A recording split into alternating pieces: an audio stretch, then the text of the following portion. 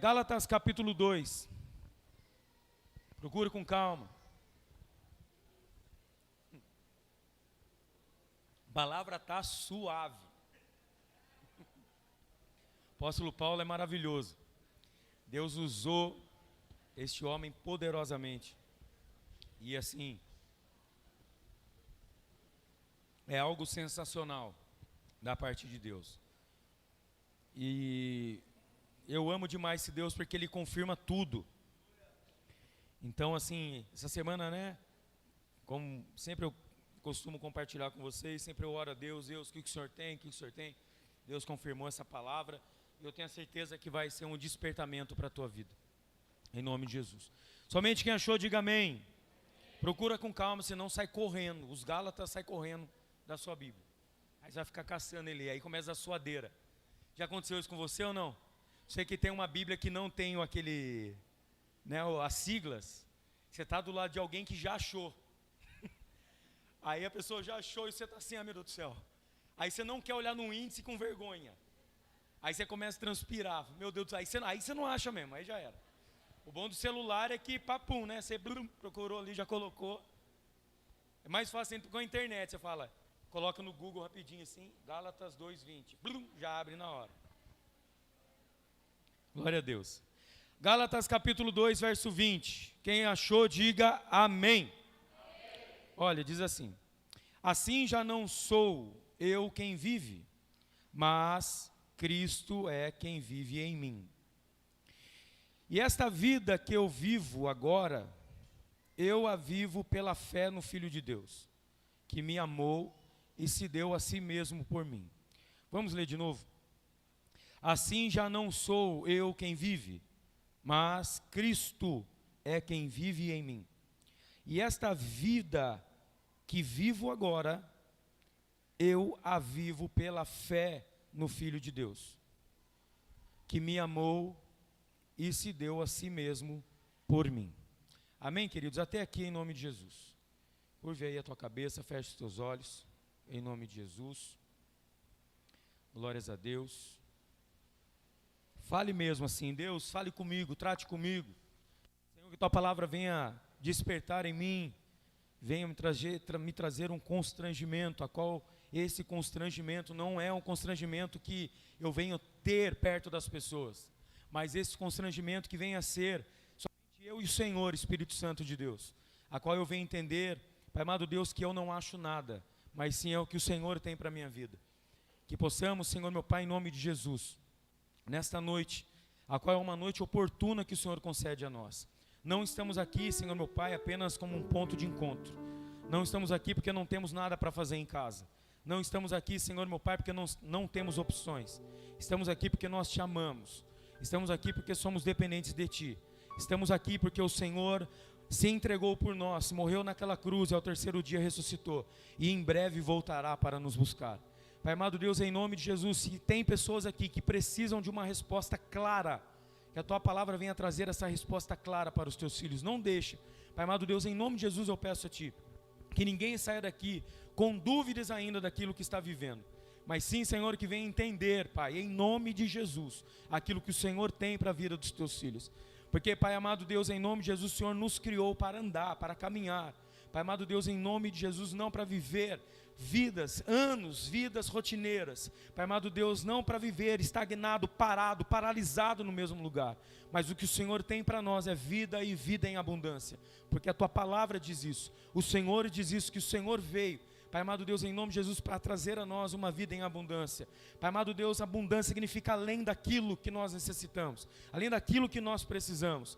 E é, Senhor meu Pai, somente no Senhor que nós encontramos isso. Não é em lugares, em pessoas, em dinheiro, em coisas, mas sim somente no Senhor. Pai amado Deus, em nome de Jesus, se entraram pessoas aqui precisando de uma cura, Pai amado Deus, em nome de Jesus, que essa pessoa receba a cura neste momento. Se entrou alguém aqui precisando, Senhor meu Pai, de uma libertação, que essa pessoa receba a libertação, na autoridade do nome de Jesus. Se entraram aqui pessoas precisando de um renovo, de uma restauração, que essa pessoa receba esse renovo, essa restauração, para a honra e glória do Teu santo nome. Pai amado Deus, todos aqueles que entraram aqui, entraram com alguma necessidade, e a Tua palavra diz que o Senhor supre todas elas. Por isso estamos aqui, Senhor meu Pai, em nome de Jesus, não para debater contigo, não para debater com a Tua palavra, não ir contra a Tua palavra, aquilo que o Senhor tem para nós, mas sim, viver o que o Senhor tem para as nossas vidas. E assim eu Te glorifico, nós Te amamos, por este momento de comunhão, de alegria, de amor e de paz, porque Senhor, a Tua presença é real neste lugar. E nós Te louvamos por aqueles que estão também nos acompanhando através da transmissão ao vivo. Alcance esses, Pai. Se tem pessoas assistindo, Senhor meu Pai, em nome de Jesus, na Tua casa, na rua, no emprego, no hospital, Pai amado Deus, seja onde for, que essas pessoas sejam alcançadas em nome de Jesus. Pai amado Deus, as nossas crianças que estão na salinha delas aprendendo mais a Tua palavra, que sejam também poderosamente abençoadas e cheias do Teu Espírito Santo. E assim nós Te louvamos, Te glorificamos sempre. Toda honra e glória sempre seja dada a Ti, em nome de Jesus, amém e amém. Você pode tomar o teu assento e depois que você se acomodar bem legal, você pode aplaudir ao Senhor com muita alegria.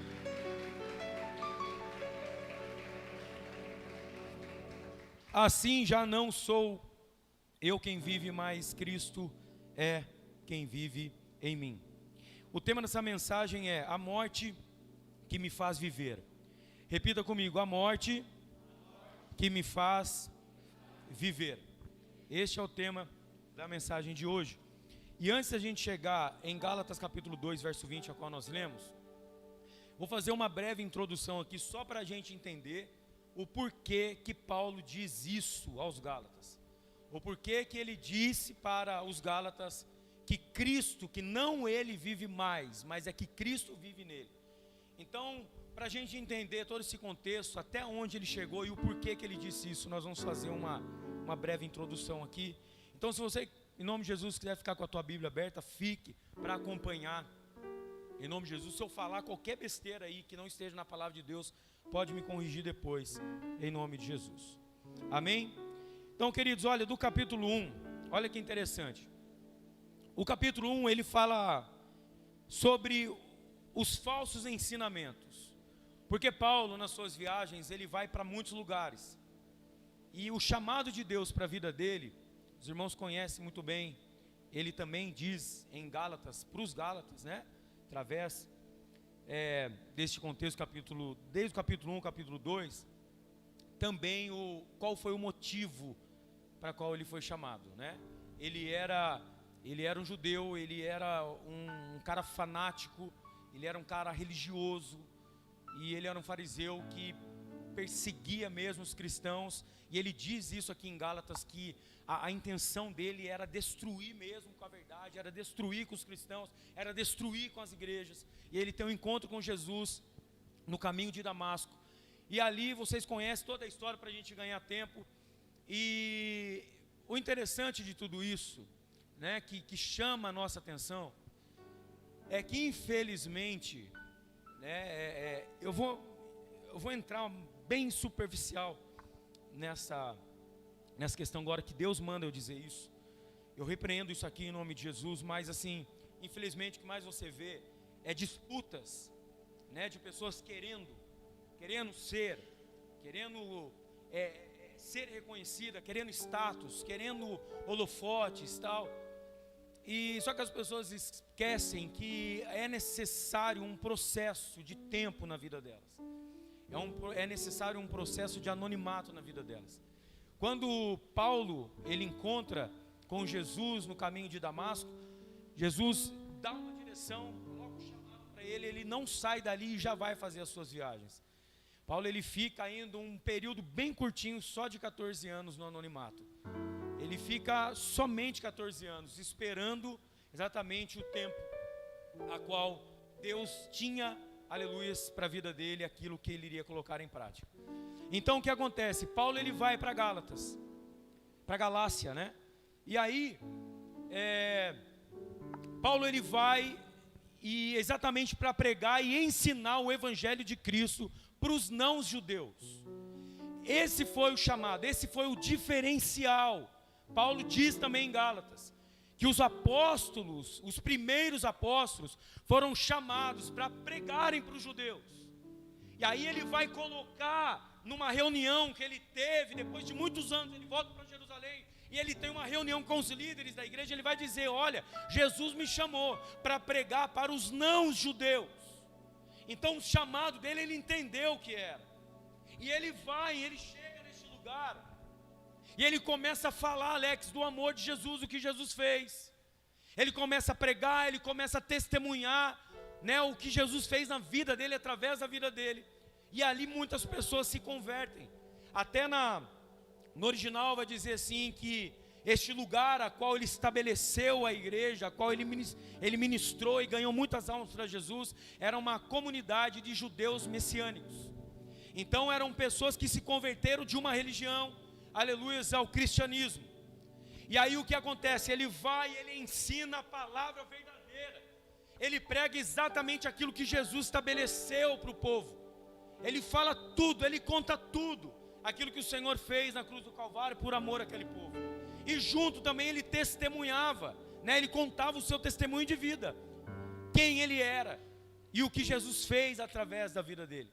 E o que Jesus fez, a transformação, ou seja, ele pregava o evangelho de Jesus para as pessoas, contava o seu testemunho dizendo assim, olha, aqui está o testemunho vivo, olha o que Jesus fez na minha vida. Eu era assim, assim, assado, e Jesus me transformou. Antes eu queria matar os cristãos, agora eu amo eles. Antes eu queria colocar os cristãos para correr, agora eu quero trazer eles para perto de Jesus. Então ele conta isso. Então com maior paciência e com maior amor, ele vai e ensina este povo. E muitas pessoas se convertem ao cristianismo. Mas assim como o apóstolo, ele vai passando pelos lugares, estabelecendo igrejas. Ele vai estabelecendo o amor de Cristo, pregando, ganhando almas para Jesus. E aí ele chega agora e ele manda exatamente ali uma carta muito bravo. Ele estava muito indignado em relação a isso, em relação com este povo, porque a Bíblia vai dizer que assim que Paulo sai de Galácia, ele sai dali, ele estabeleceu um povo para Cristo ali, ele pregou a palavra, ele estabeleceu o evangelho de Jesus. No momento que ele sai, chega aos falsos mestres judeus e começa a pregar contra aquilo que ele estava dizendo. E começa a ir contra com um falso ensinamento daquilo que ele tinha estabelecido. Ou seja, ele pregou o amor de Cristo, ele contou do seu testemunho, pessoas se converteram ao Senhor, estavam andando exatamente na forma a qual o Senhor tinha estabelecido para o povo. Lembra? Aleluia, dos padrões de Deus que foi ministrado na semana passada. E o povo estava assim. E Paulo, ele fica feliz da vida, mas logo ele fica sabendo que assim que ele partiu dali, chega esses falsos ensinadores, esses falsos mestres, e começam a ensinar totalmente ao contrário daquilo que ele, ou seja, daquilo que o Senhor Jesus, através da vida dele, tinha ensinado e estabelecido um padrão para aquele povo. Então no capítulo 1 ele vai dar início a isso, dizendo que ele ficou muito triste, ele ficou muito bravo com esse declínio, né, dos cristãos de Galácia pelos falsos ensinamentos e dos mestres judeus. E é óbvio, porque a coisa mais triste que tem é quando o Senhor, ele estabelece a tua palavra, que é a verdade, que é ministrada. Porque a grande realidade, não estou falando nem do crente, do ser humano, a grande dificuldade e a realidade do ser humano hoje é ouvir a verdade. Porque se você é verdadeiro, já falei 1 milhão de vezes aqui, eu torno a dizer, se você é verdadeiro, você perde amizade. Se você é verdadeiro, pessoas se afastam de você. Se você é verdadeiro, você é quadrado, você é chato, você é mala, ninguém quer estar perto de você. A Bíblia vai dizer que Jesus estava ministrando, e o Senhor, como ele era e sempre foi, sempre será, a verdade, ele começa a ministrar, e eu fico imaginando aquela palavra bem suave, aquela palavra qual dói no lombo, e o povo começa a levantar e ir embora. Por quê? Porque poucos querem ouvir e praticar a verdade. Porque a verdade, quando ela é dita, alguma coisa ela acontece na sua vida. Isso é o mais lindo de tudo. Porque por mais que pessoas não aceitem a verdade, ao ouvir a verdade, porque tem uma diferença de ouvir e escutar. Ouvir, você ouve e guarda aqui no teu coração, e aquela palavra de verdade que entra dentro da tua alma, ela vai causar algo gigante na tua vida, vai causar uma transformação na tua vida maravilhosa. Quando você quer ouvir a verdade, por mais que ela seja constrangedora, Por mais que quando ela venha contra você e você não aceita, você não quer, a vontade é quebrar a cadeira, levantar e ir embora. Mas olha que interessante, por mais que pessoas que escutem, porque o escutar é quando entra pelo ouvido e sai pelo outro, ou seja, bobagem que está dizendo, é baboseira o que está sendo dito isso, não tem nada a ver, não tem nada a ver, eu tenho a minha vida, eu vivo do jeito que eu quero, e é assim mesmo e pronto, acabou. Por mais que quando uma palavra verdadeira, ela é passada pelo ouvido de alguém que escutou, alguma coisa também acontece. Porque quando passa pelo ouvido de alguém, quando uma pessoa ouve e guarda no teu coração, causa transformação, causa arrependimento, aleluia, e mudança de vida. A qual, quando a verdade ela passa pelo ouvido de alguém, por uma pessoa que escutou e não ouviu, ou seja, que entrou e saiu de um lado, ela causa constrangimento. A pessoa ela vai se sentir constrangida. E por mais que aquela palavra naquele momento não tenha efeito, porque a pessoa não aceitou aquela verdade, no momento, aleluia, oportuno, porque aquela palavra passou e ficou registrada ali. Por mais que a pessoa não ouviu, não quis ouvir, guardar na tábua do teu coração, somente escutou, passou de um lado para o outro. Mas um dia, aleluia, num tempo oportuno, quando aquela palavra que talvez de anos, 2, 3, 4 anos, a pessoa estiver passando por uma situação, o Espírito Santo, esse papel do Espírito Santo, de convencer, ou seja, de trazer à tona aquela palavra da verdade que foi ministrada 5 anos atrás. Aí ele traz à tona na sua vida presente e diz assim: lembra daquela vez que você estava lá, que a palavra da verdade foi dita, te trouxe um constrangimento, você não quis ouvir, mas escutar, pois bem, é somente ela que vai te salvar. É no momento que pessoas, ela pega naquele momento, se arrepende, por mais que seja um estado terminal, a pessoa naquele momento, quem convence não é o pastor que vai lá, aceita Jesus, não. É uma palavra que ela ouviu da verdade, por mais que ela recusou lá atrás, o Espírito Santo traz à tona naquele momento, e aí ele convence ela, aí ele entende que somente a palavra da verdade que traz a transformação. Então o que acontece? Ele inicia porque ele fica triste com o declínio dos cristãos, dos crentes, dos gospel, dos evangélicos. Porque o povo começa a dar ouvido ao falso ensinamento. Paulo vem e diz assim, olha a pregação de Paulo. Gente, entenda uma coisa, olha que maravilhoso. Você só será reconhecido por Deus através da fé em Cristo Jesus.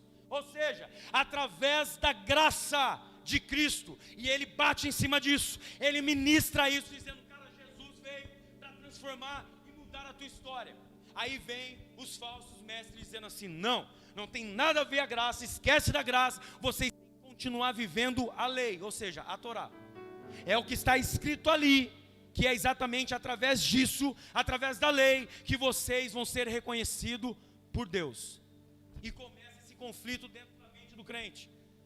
Bom, Paulo veio aqui e diz para nós que nós seremos reconhecidos por Deus através da fé em Cristo Jesus. Agora vem esses judeus e diz para nós que não tem nada a ver, descarta aquilo que Paulo diz e diz para nós que nós seremos reconhecidos por Deus através da lei, colocada em prática. Então como é que faz? Como que é isso?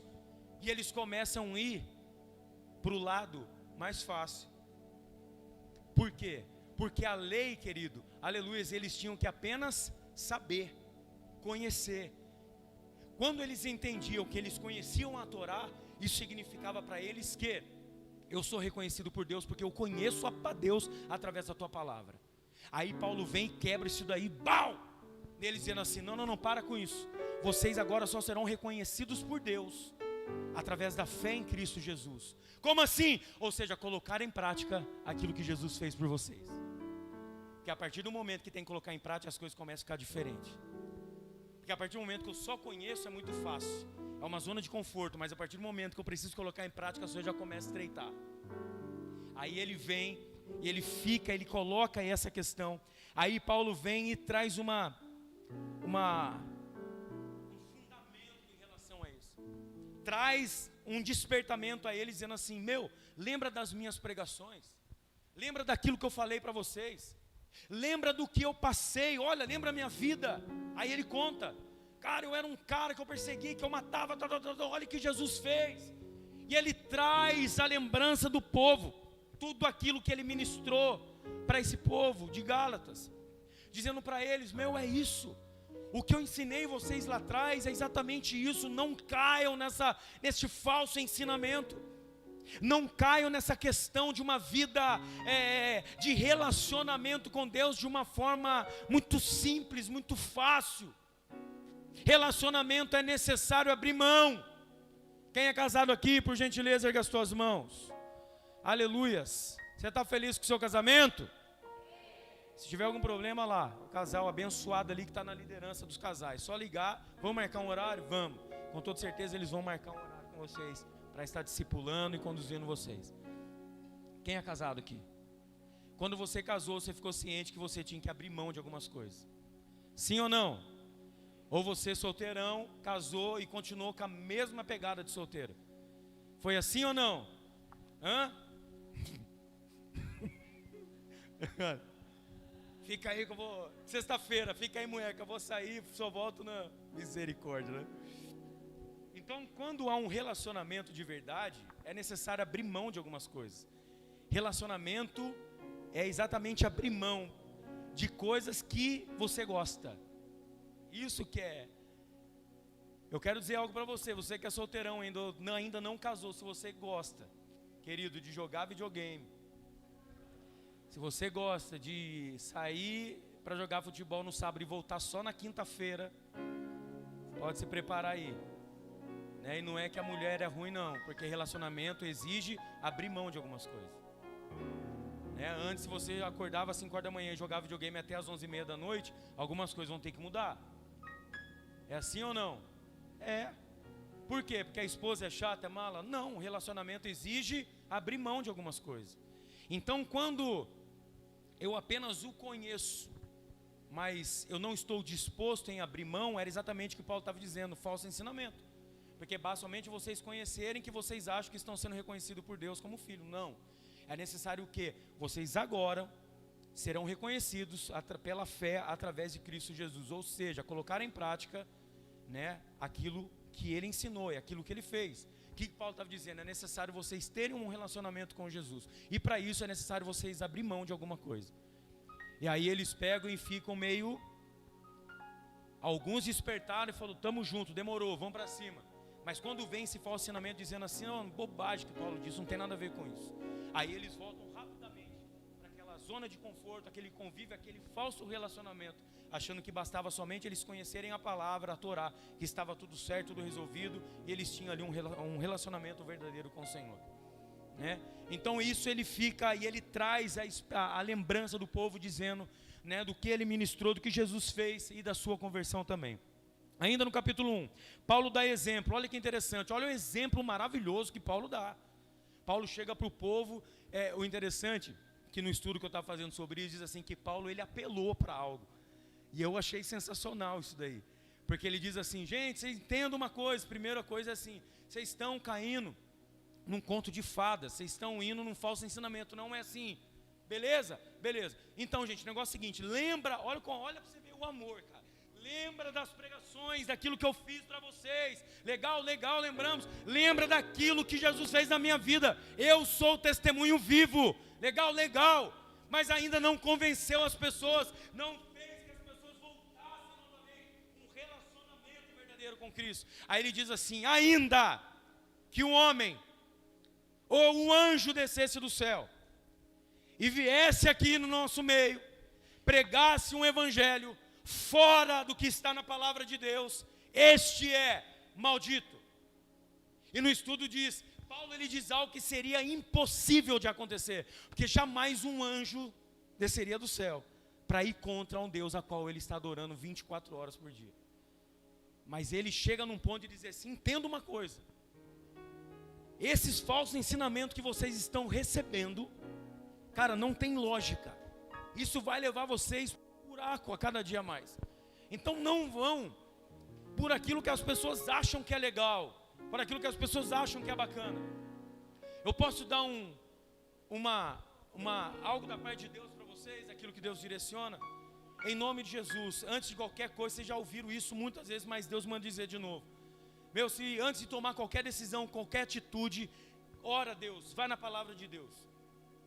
Busque em pessoas, sim, um aconselhamento, mas pessoas alicerçadas no Senhor.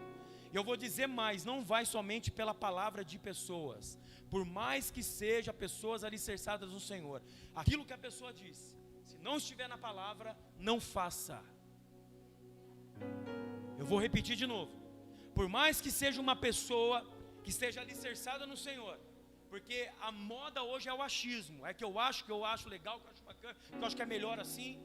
Então, por mais que sejam pessoas que você confie, por mais que sejam pessoas que você tem como referência na sua vida, por mais que seja homem, mulher de Deus, olha a comparação que Paulo faz, por mais que sejam pessoas estabelecidas na palavra, se ela vai te aconselhar, antes de tomar uma atitude através daquele conselho, vai na Bíblia. Se está na palavra, aleluia, glórias a Deus, coloca em prática. Se não está, sai fora. Porque não vai porque ama, não faça porque apenas ama, não faça porque tem apenas uma referência. Eu estou falando porque o pastor é show de bola, eu confio nele, legal, glórias a Deus por isso, mas vai na palavra depois.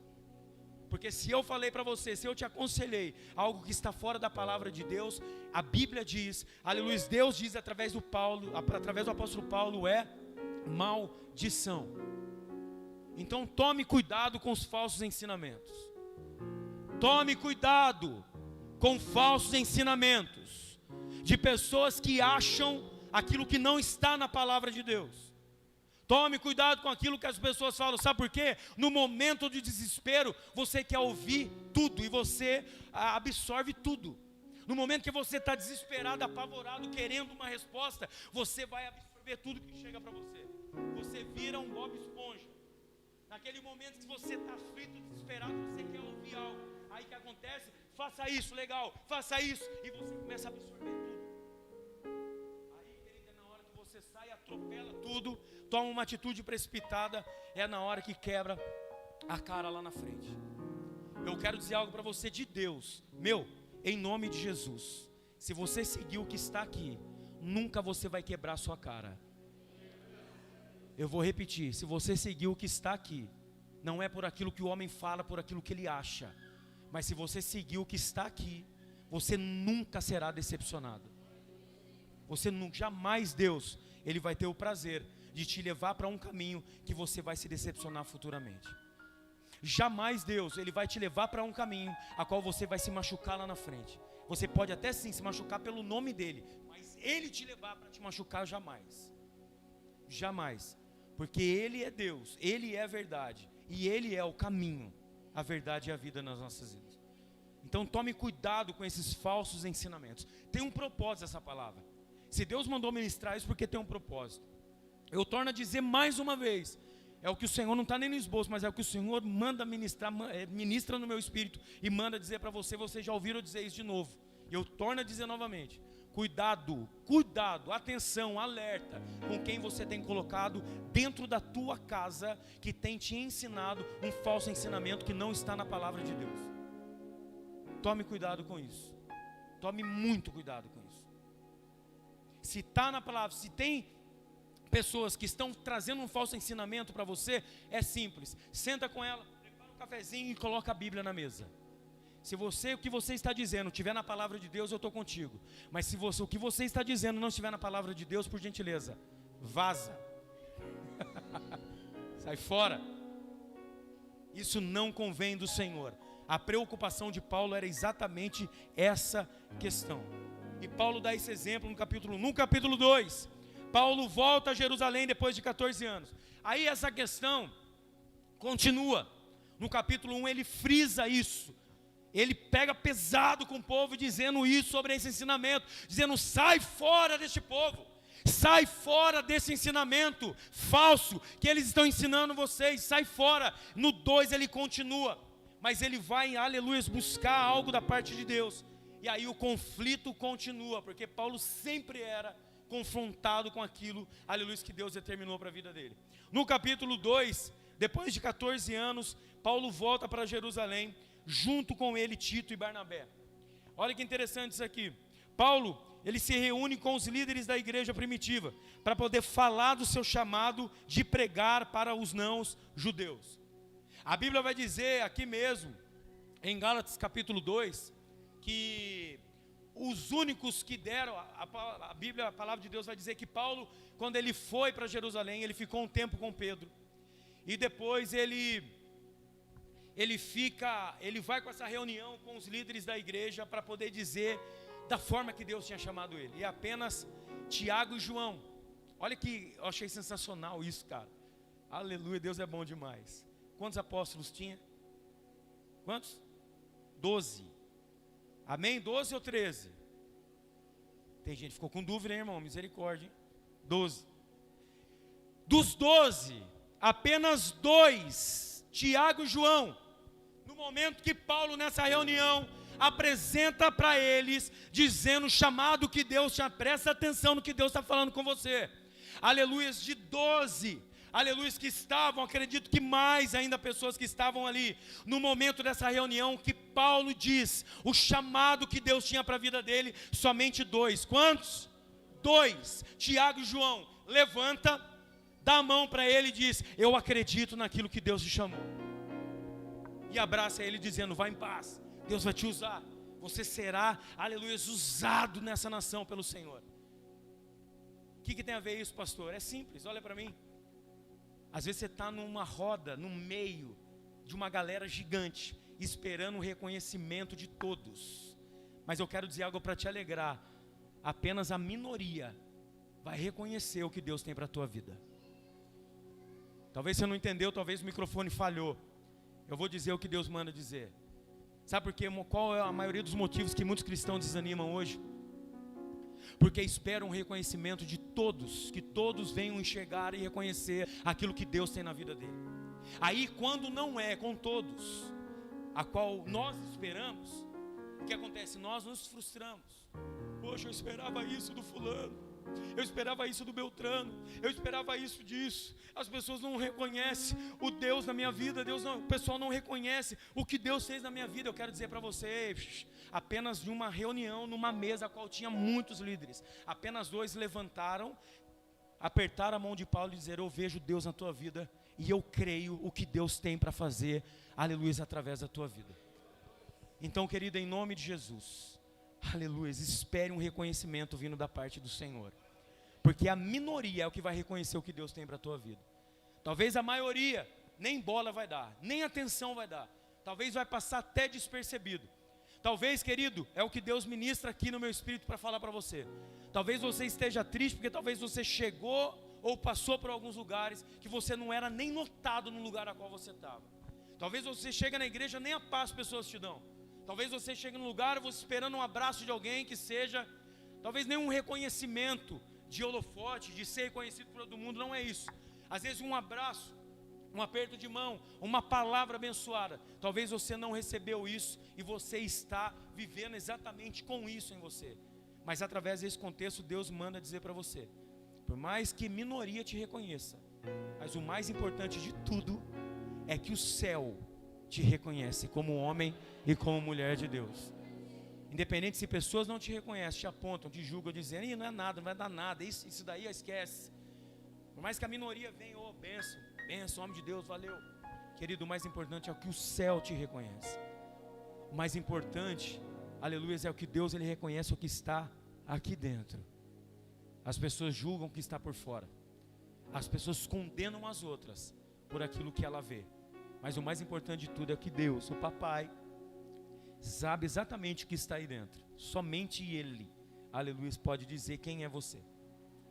E é assim que Deus ele faz. E Paulo naquele momento ele fica de boa. Ele levanta, amém, legal, bacana. E aí vai dizer assim que Paulo ele chega até na Síria onde ele estava, fugiu agora. Qual era o lugar que ele estava, você lembra? Não. Ele sai de Jerusalém e ele vai onde ele encontra com Pedro. Pedro, me ajuda aí. Antioquia, é isso aí. Ele vai para Antioquia e quando ele chega lá, Pedro estava lá. E ele chega e ele vê uma atitude de Pedro, né? Que Pedro ele estava fazendo, que aquilo incomodou ele. E ele diz no capítulo 2 assim, que ele corrigiu Pedro publicamente. Porque Pedro, ele estava sentado com os não-judeus, comendo com os não-judeus. Aí quando chegam os judeus próximos, Pedro se levanta e ele se mistura com aquele povo. Aí Paulo vê isso. Aí Paulo chega para Pedro e fala assim: Pedro, o negócio é o seguinte, cara, que hipocrisia é essa? Que negócio que é esse que você está vivendo? Por quê? Por quê, Paulo? Porque, você é judeu, olha isso, que maravilhoso. Isso é tremendo. Muitas pessoas têm vivido isso, isso é horrível. Porque Paulo diz assim, entenda, olha o que Deus está dizendo. Aponta o dedão para Pedro e diz assim: Pedro, que papo furado é esse? O que foi, Paulo? Você é judeu e não vive como judeu. E você ensina aos não judeus a serem judeus, aleluia, sendo que você, aleluia, não pratica o que você obriga as pessoas a fazerem. Ou seja, para de ser um religioso, para de ser um cara que quer cobrar das pessoas, sendo que você não faz nem 1% daquilo que você cobra. Pare de querer ser aquele santão que é o melhor que todo mundo, que é o que único vai morar no céu, vai ter um camarote para ele lá na glória. Não é possível. Que cobra todo mundo: você está errado, você vai para o inferno, e tal. Mas ele mesmo não pratica aquilo que ele cobra. Aí Paulo, ele se decepciona com isso. E isso dá, pastor, o que isso tem a ver? Tem tudo a ver. E nós vamos entender, isso é uma introdução, não comecei a pregar ainda. Relaxa, fica em paz, são 8h30. Tem gente que já tremeu a perna. Misericórdia, pastor. Deus acelera o pastor, em nome de Jesus. Apaga a tela do tablet para ele ir embora, para acabar logo. Calma aí, em nome de Jesus, fica em paz. Tem sorvetinho hoje aí, o departamento está vendendo. Então isso é muito ruim. Paulo vem e quebra isso, diz assim: Pedrão, você está sendo hipócrita, cara, para com isso, meu. Você é judeu, não vive como judeu e quer obrigar os não judeus a ser judeu. Que papo que é esse? Pode parar. Para com isso. Cessa isso hoje em nome de Jesus. Ou seja, querido, olha aqui para mim, pastor, o que isso tem a ver? Tem tudo a ver. Entenda e olha aqui para mim. Não tente ser o que você não é. Eu vou repetir de novo. Não tente ser o que você não é. Sabe por quê? Quando a gente tenta ser o que a gente não é, um dia a máscara cai. Ouviu um glória aí ou não? Só o grilo. Gri, gri, gri. Essa é a grande realidade. Porque se eu tento ser o que eu não sou, o próprio papai, não é o diabo não. A Bíblia diz assim que Deus, nada que esteja escondido que Deus não venha a revelar. Se eu quero ser aquele crente santão, o pastor super-herói, pastor que é o bonzão, que é o manda-chuva, que manda, que impõe, mas não pratica nada, um dia a casa cai. Era disso que Paulo estava dizendo. Não queira ser o que você não é, Pedro. Sai dessa mesa, filho, você é louco. O que você está fazendo aí? Então, seja o que você é e não tente ser o que você não é. Sabe por quê, querido? Eu vou dizer algo para você da parte de Deus. Seja aquilo que Deus quer que você seja. Eu vou repetir de novo. Seja aquilo que Deus quer que você seja. Porque quando você quer ser para as pessoas aquilo que você não é, você se fere, você se machuca, você fica doente. E aquilo não vai mudar a história, não vai transformar a vida de ninguém. Porque às vezes eu quero ser, eu me esforço para ser quem eu não sou. Muitas vezes as pessoas não estão nem se importando com isso. E você acaba se ferindo por isso. Então, em nome de Jesus, seja quem o Senhor quer que você seja. Não tente ser, não force a barra para ser quem você não é. Para com isso. Ô irmão, estou de jejum, é mesmo? Estou 3 dias. Eu estou 7. Conhece alguém assim ou não? Não olha por lado, pelo amor de Deus. Aqui é lugar de paz, não de contenda nem confusão.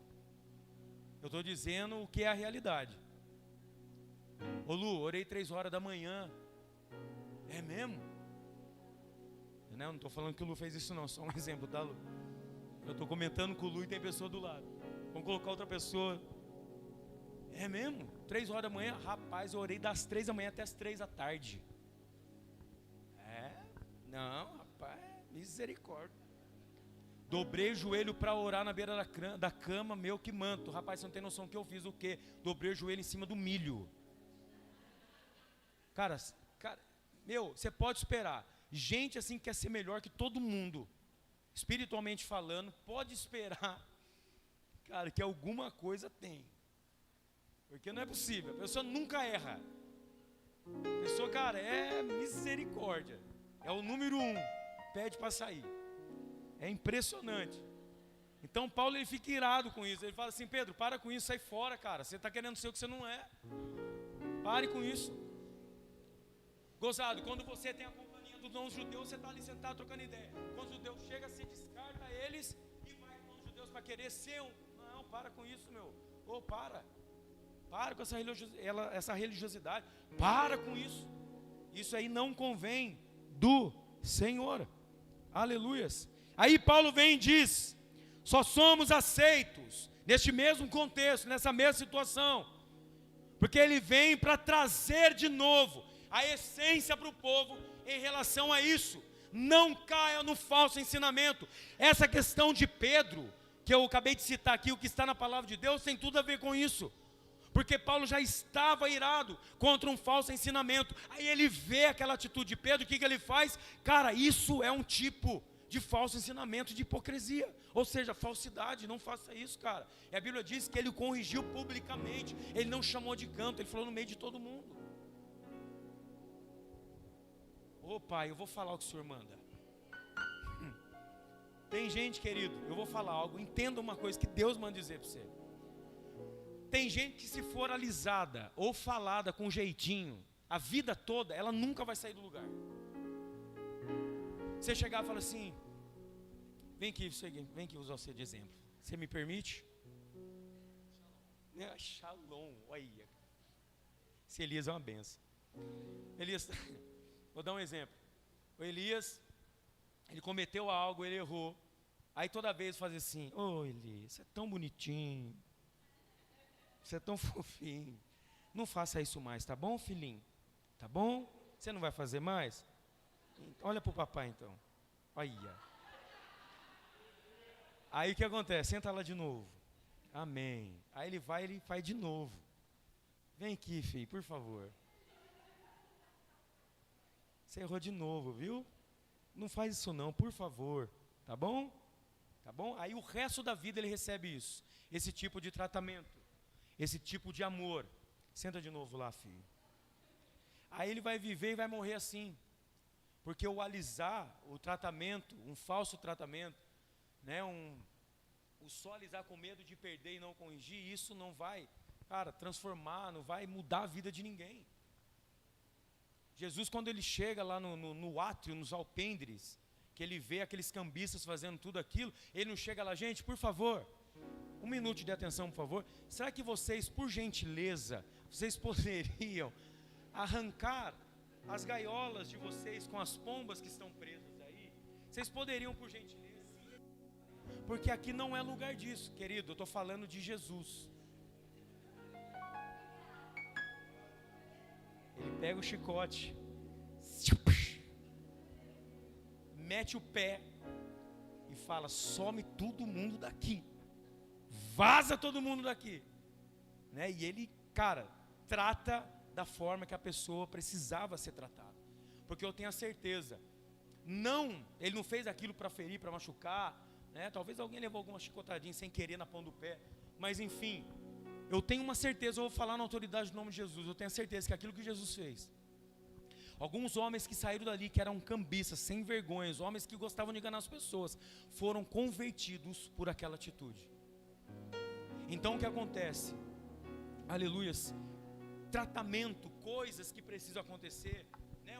uma disciplina que precisa acontecer, nunca pode ser sempre no alisamento. Tem gente que só engrena, querido, é igual o carro a álcool no frio. Você liga, vai, depois de 8 horas ligado, gastou 8 tanques de gasolina, ele afirma e vai embora. Tem gente que, se for tratado só assim, só no alisamento, a vida dela nunca vai ser mudada. Agora, se for tratado a qual for dado exemplo, sempre, a vida toda assim, não faz isso, ele vai voltar, vai fazer, não faz, ele vai voltar, vai fazer. Aí chama de uma forma diferente, aí trata de uma forma diferente, que eu tenho a certeza que a Elza, ela dá um tratamento especial para isso. o que acontece, querido? A transformação de vida é inevitável. Porque uma boa disciplina, uma boa cobrança, o Espírito Santo de Deus vem e convence naquele dizendo, cara, você está errado mesmo. Então reconheça que você errou, porque quando você, aleluia, obrigado Jesus, eu vou falar. Aleluia, querido, não, Paulo fez isso publicamente. Mas quando o teu erro é exposto, traz transformação de vida. Eu vou repetir o que Deus manda dizer. Quando o teu erro é exposto, não como foi feito aqui, não faz mais isso, tá bom? Não, você errou, cara, você está errado. Isso vai te levar para o buraco, isso vai te levar para o inferno, isso vai te conduzir para o erro. Não faça mais isso, toma vergonha na cara. Mude de vida, queira a transformação. Cara, a pessoa, aí é no momento que o Espírito Santo de Deus ele vem. Aleluia, porque aquela pessoa no momento da disciplina, ela fica com o seu psicológico, aleluias, vulnerável. E o Espírito Santo vem exatamente na mente dizendo assim, cara, eu estou te convencendo, dizendo que você errou. Então se você reconheceu o teu erro, se arrependa dele e muda de posicionamento, mude de atitude. Aí aquela pessoa que foi tratada desta forma, como exatamente Paulo fez, a pessoa vai ter uma vida totalmente, um futuro totalmente transformado. É por isso que tem domingão que chicote estrala. Por quê? Porque o nosso Pai, Ele nunca vai chegar em nós e vai dizer assim, ô filho, sabendo o que a gente fez, dizendo assim, ô filho, fica tranquilo, tá bom? Papai te ama, não tem problema não. Não. O constrangimento que o Espírito Santo traz a nós é exatamente isso. Ô, você está errado, cara. Ô, muda de vida, muda de comportamento, toma uma atitude nisso daí. É dessa forma que o Espírito Santo de Deus ele trata com nós.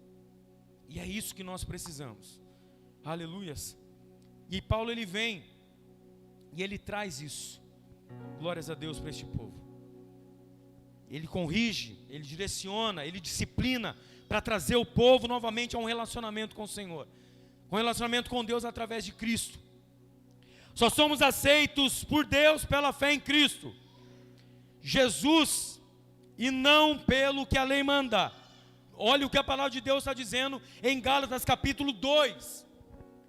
Nós só somos aceitos por Deus pela fé em Cristo e não pelo que a lei manda. Olha que maravilhoso. Eu falei assim, Senhor, então significa que o quê? Que Ele está discriminando a lei. Oh papai, a Bíblia não entra em contradição com ela mesmo. Deus não entra em contradição com Ele mesmo. Ou seja, a lei era o próprio Senhor. Mas então como que Paulo está dizendo que só somos reconhecidos por Deus através pela fé de Cristo e não por aquilo que a lei manda? Aí eu vim entender, falei, Senhor, revela em nome de Jesus este manto. Aí Deus falou, é simples, filho.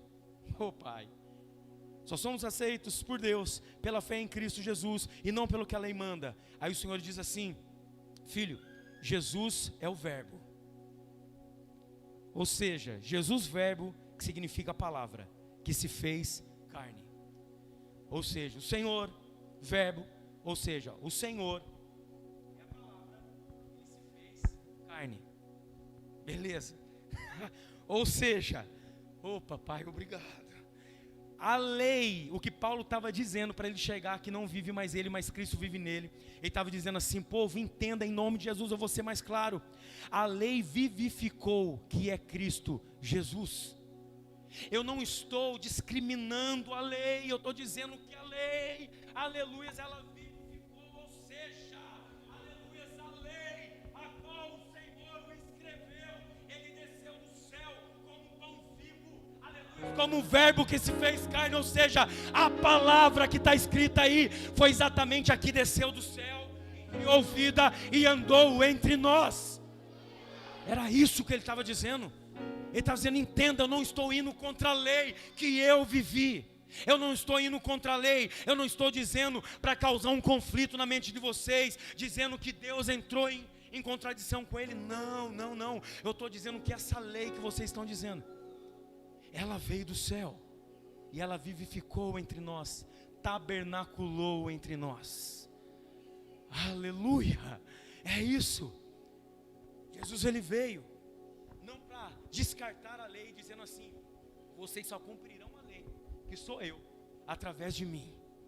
Ninguém chega ao Pai, aleluia, ou seja, vocês não chegam mais ao Pai através do que está escrito aí, mas o que está escrito aí sou eu, então você só chega ao Pai através de mim. Era isso que Paulo estava dizendo.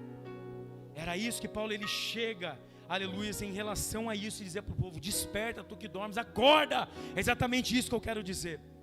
Aí ele diz assim: olha, estou morto para a lei, a própria lei me matou, a fim de viver para Deus. Olha que loucura. Quem está entendendo, diga amém. Glória a Deus. Paulo estava dizendo, olha isso daqui, que Deus maravilhoso. Não vivo mais eu, exatamente o texto a qual nós lemos. Olha o que Paulo estava dizendo: não vivo mais eu, pela lei, mas a lei que é a palavra, a qual a palavra que é o verbo, a qual o verbo que se fez carne, que é o próprio Jesus, vive em mim. Ele estava dizendo assim, cara, aquilo que eu tinha antes, dizendo que somente isso me levava a um relacionamento com Ele, agora não vivo mais eu, mas a lei, que é Cristo Jesus, vive em mim. Ele não estava fazendo o povo entrar em contradição com a própria palavra de Deus. Ele estava dizendo, cara, isso que estava aí, viveu. E agora entenda uma coisa, isso que está só para o lado de fora, agora pode estar aqui dentro de você. Era isso que ele estava dizendo. Sabe o que ele estava dizendo, Ju?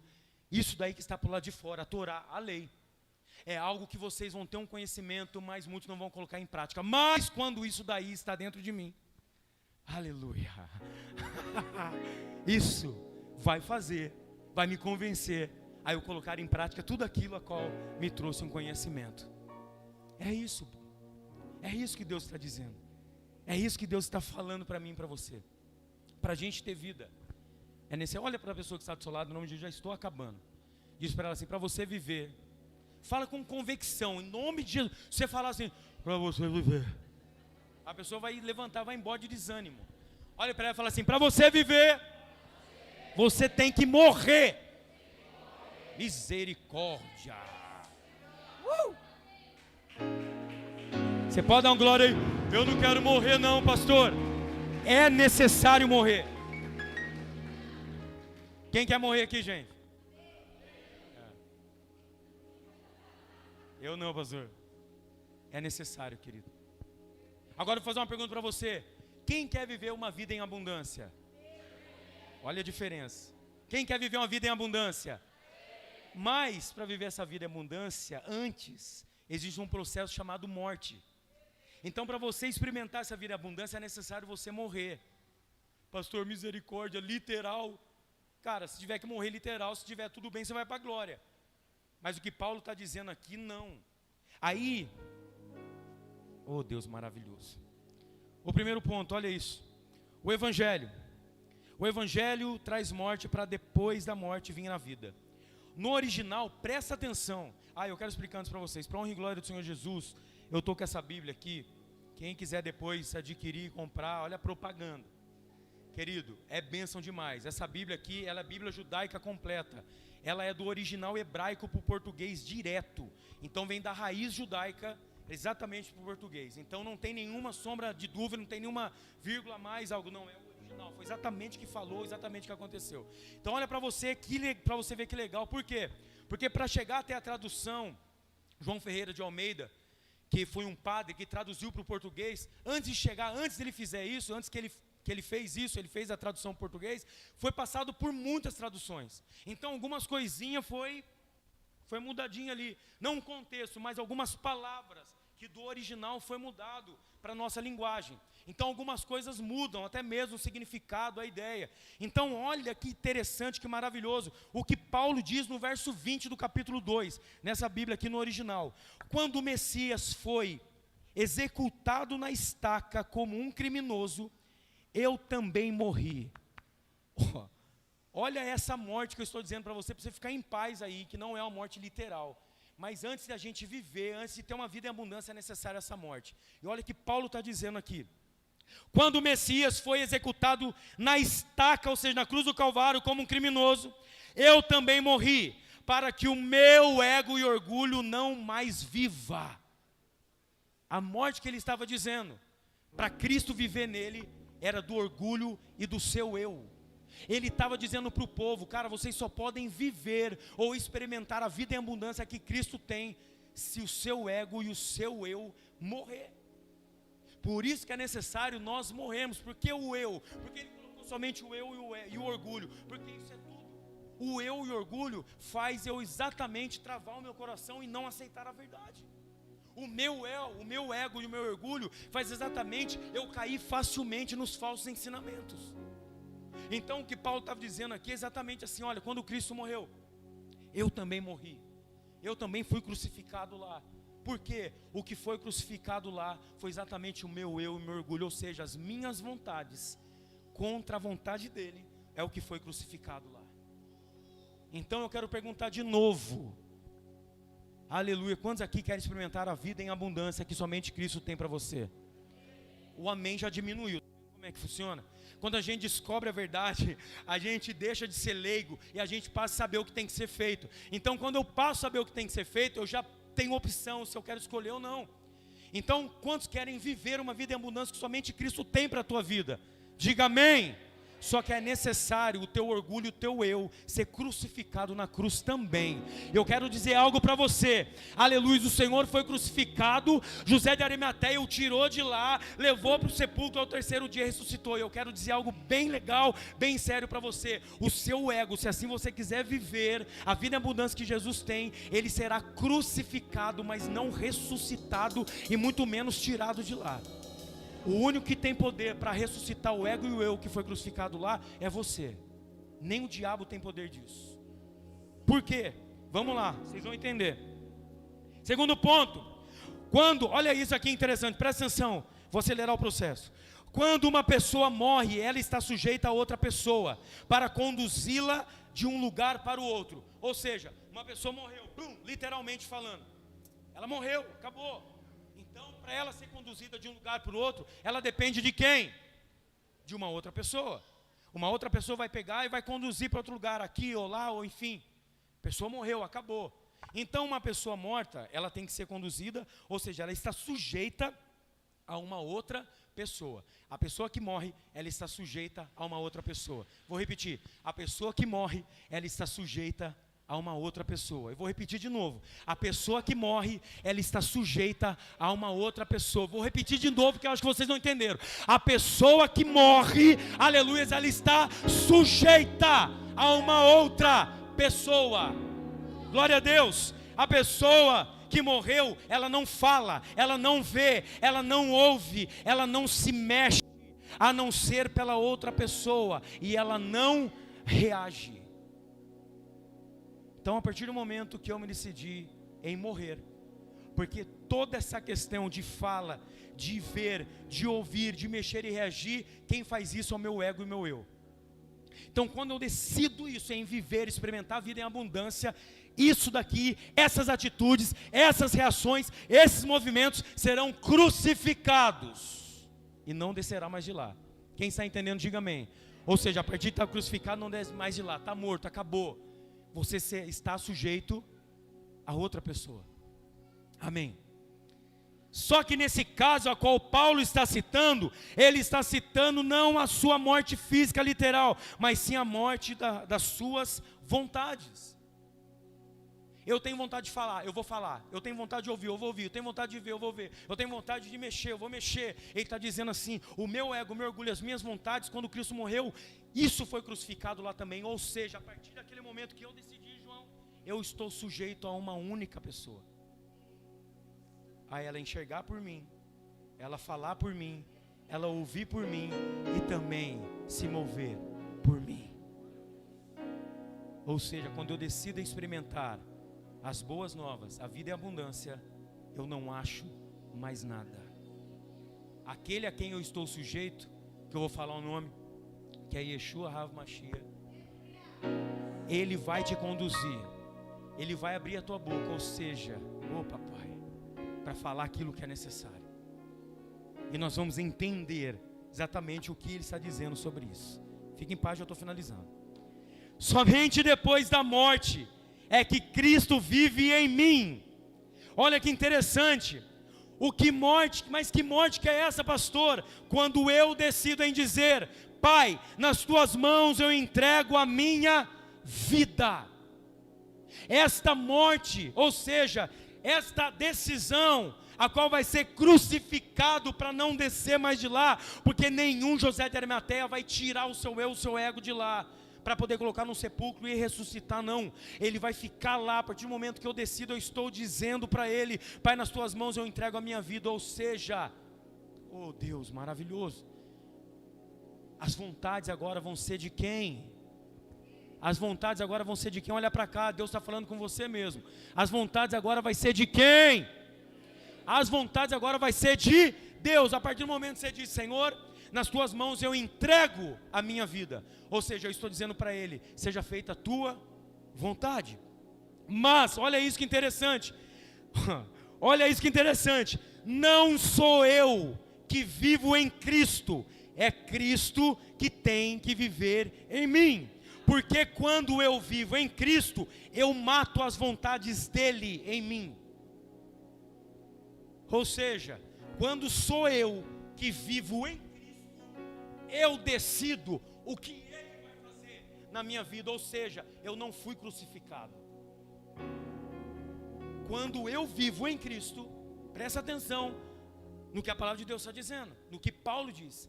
Quando eu vivo em Cristo, eu mato as vontades dele na minha vida, e eu faço aquilo que eu quero, que eu determino. Eu vou, quem está entendendo, diga amém. Eu vou para onde eu vou, eu falo o que eu quero, eu escuto o que eu quero e eu enxergo o que eu quero. Mas, oh glórias, quando Cristo vive em mim, é o que Paulo está dizendo. Quando Cristo vive em mim, Ele mata as minhas vontades e o meu eu, e as vontades dele é que são vivas em mim. É isso que Paulo está dizendo. Não sou eu mais que vivo. Ele está dizendo: não sou eu, não são mais as minhas vontades, mas agora é a vontade dele sobre a minha pessoa. É Ele que me conduz, é Ele que faz, é Ele que opera. Aleluia, é Ele que tem, é Ele que coloca no lugar, é Ele que transforma, é Ele. Entenda, a igreja, se você um dia diz: Pai, nas tuas mãos eu entrego a minha vida, ei, está querendo tomar de novo por causa do quê? Está querendo abrir a boca por a tua própria vontade por causa do quê? Está querendo dar passos a qual ele não daria por causa de quê? Porque se é ele, literalmente, que está hoje governando a tua vida, é ele que conduz a tua vida e não você. Nós temos poder de escolha sim, mas quando eu decido em crucificar a cruz, é ele que vai conduzir. E a vida só pode vir depois que o meu ego e orgulho estiver lá na cruz. Aí eu vou viver a vida em abundância que Ele tem. Mas enquanto eu continuar dizendo: eu sei o que eu faço, eu falo mesmo, não estou nem aí, eu vou, não vou, eu faço, e não sei o que, querido, é vivendo em Cristo e não Ele vivendo em você. Quando eu vivo nele, é as minhas vontades. Quando Ele vive em mim, é a vontade dele. Quando eu vivo nele, eu mato as vontades dele. Quando ele vive em mim, ele mata as minhas vontades. Não de fazer, mas ele mata os meus desejos. É a minha vontade daquilo que o agride. E último esboço agora. As nossas maiores dificuldades são quando eu entrego a minha vida para ele viver em mim. Mas quando ele decide em tomar as decisões necessárias por mim, eu com a minha inconformidade, oh papai amado Deus, maravilhoso Deus, eu quero matar a vida dele em mim e ressuscitar o meu eu que já está morto. Ou seja, Pai, nas tuas mãos eu entrego nas tuas mãos eu entrego a minha vida. Amém? Amém. Legal, filho. Vem aqui. Você tem certeza do que você está falando? Não, eu sei, eu entrego nas suas mãos. Você tem certeza que você está falando? O Espírito Santo de Deus convence assim. Você tem certeza que você está falando? Sim, eu entrego, seja feita a tua vontade. Você tem certeza que você está falando? Sim, eu tenho certeza. Então beleza, vamos lá crucificar o seu eu, o seu orgulho. Agora sou eu que vivo em você, beleza? Beleza. Então beleza, eu vou começar a colocar tudo no devido lugar. E quando eu começo a colocar tudo no devido lugar, algumas coisas, elas são arrancadas das nossas vidas. Coisas que eu acho que é legal para mim, mas não é legal para Cristo. Se é Ele que está governando a minha vida, Ele vai simplesmente fazer o quê? A sua vida é minha? Sim, então eu vou tirar. Aí a minha inconformidade vai fazer o quê? Não, eu não aceito. Não foi isso que eu pedi. Aí Deus fala assim, oxe, mas peraí, pela metade eu não aceito. Ou é 100% ou não é nada. Ou eu mudo a tua vida por completo ou nada acontece. Então deixa eu fazer, que eu sei que eu estou fazendo. Eu quero dizer para você algo. Esse Deus a qual você entregou a tua vida nas mãos dele, ele sabe o que ele está fazendo. Então Deus manda dizer para pessoas aqui, em nome de Jesus, mais uma vez, tira as suas mãos. Deixa ele fazer o que tem que fazer. Se você entregou nas mãos dele, em nome de Jesus, deixa ele te conduzir. Deixa ele fazer o que ele tem que fazer. A vontade dele muitas vezes não vai ser jamais a sua, mas não mesmo. Por quê? Porque você está morto. Morto não age, não fala, morto não vê, não enxerga. Aleluia, então não tem que ser. Pois, quando eu entro em confronto com a vontade dele, significa que o meu eu e o meu orgulho que está crucificado lá ainda está respirando. Porque quando ele age na minha vida da maneira que tem que ser, aí eu grito lá, não! Aí ele olha para a cruz, a qual você decidiu crucificar o seu eu, o seu orgulho, e fala assim, misericórdia. Está vivo por causa de quem ainda? Porque eu decido em não deixar o Senhor fazer na minha vida o que tem que ser feito. Aquilo que é bom o Senhor pode fazer, mas aquilo que vai machucar não faz não, por favor. Não é assim que funciona. Ou é tudo, ou não é nada. Ou seja, quais são as nossas atitudes? Eu, com a minha inconformidade, quero matar a vida dele em mim e ressuscitar o meu eu que já está morto. Ou seja, as nossas atitudes é, não aceito, eu vou me revoltar, eu vou me rebelar, eu vou me distanciar, que a vontade dele na minha vida vai ser totalmente diferente da minha, não tem nada a ver com aquilo que eu achava. Aí eu quero dizer algo para você bem rápido. Semana passada a gente estava correndo atrás das coisas do carro, do Palio, para poder resolver o documento e tal, beleza. E o documento estava atrasado. E aí, só que documento atrasado, lógico, não é ser louco de ficar andando com documento atrasado. Mas, porém, era necessário levar o carro no gás ali, para poder fazer o negócio do cilindro do gás, que tem ali perto do leilão.